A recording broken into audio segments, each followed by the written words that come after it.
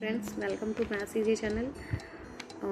इस वीडियो में मैं आपको ये बताऊंगी कि आप किसी भी चीज़ को कितनी जल्दी कैसे याद कर सकते हो, याद करने के बाद उसको कैसे अपने माइंड में ग्रैस्प रख सकते हो कि वो आपके माइंड से स्किप ना हो बार बार, ठीक है।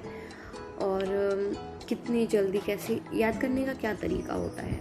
अच्छा, याद करने से क्या मतलब है, याद करने का मतलब ही क्या होता है, क्या समझते हो उससे आप?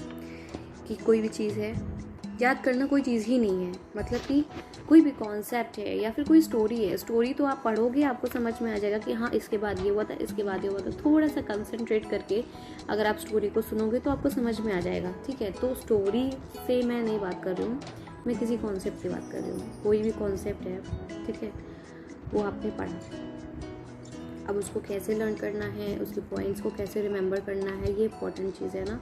तो उसके लिए आपको क्या करना चाहिए, जैसे फॉर एग्जांपल है आपने फोर्स पढ़ा, फोर्स कॉन्सेप्ट पढ़ा या फोर्स चैप्टर पढ़ा, उसका कॉन्सेप्ट पढ़ा, उसकी डेफिनेशन पढ़ी, वो होता क्या है, उसके फॉर्मूले पढ़े, उसकी यूनिट्स पढ़ी, ठीक है।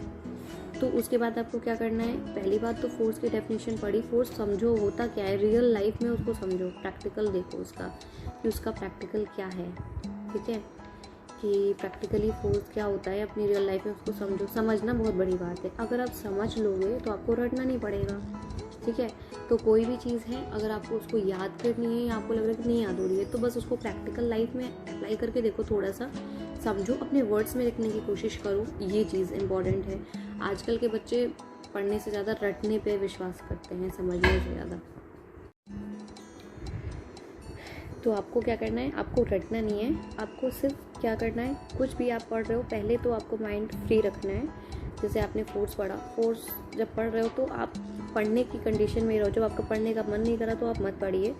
जब आपका है कि हाँ बिल्कुल इंटेंस है कि हाँ मुझे अब पढ़ना है, ये चीज़ बिल्कुल फ्रेश माइंड से पढ़ो। जितना पढ़ो सॉलिड पढ़ो, ये नहीं कि 4-4 6-6 घंटे बैठे हुए हैं लेकिन कुछ समझ में नहीं आ रहा, कोई मतलब नहीं है उसका। जब आपके पास टाइम हो, ठीक है, आप बिल्कुल रिलैक्स होकर पढ़िए, टाइम निकाल के पढ़िए, जितनी देर पढ़िए सॉलिड पढ़िए।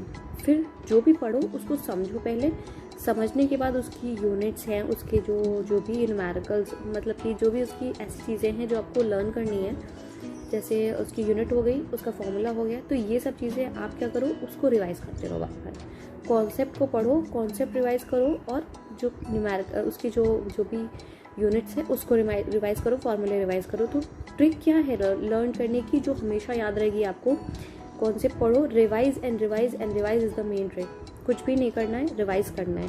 क्या करना है, रिवाइज करना है, शॉर्ट नोट बनानी है, रिवाइज करना है, रिवाइज करना है। एक बार शॉर्ट नोट बनाओ, उसको रिवाइज करते जाओ, मतलब जो भी उसके फॉर्मूले और यूनिट्स है उसको रिवाइज करते जाओ। क्या करना है, सिर्फ और सिर्फ रिवाइज करना है, इसी से आपको प्रिपेयर हो जाएगा।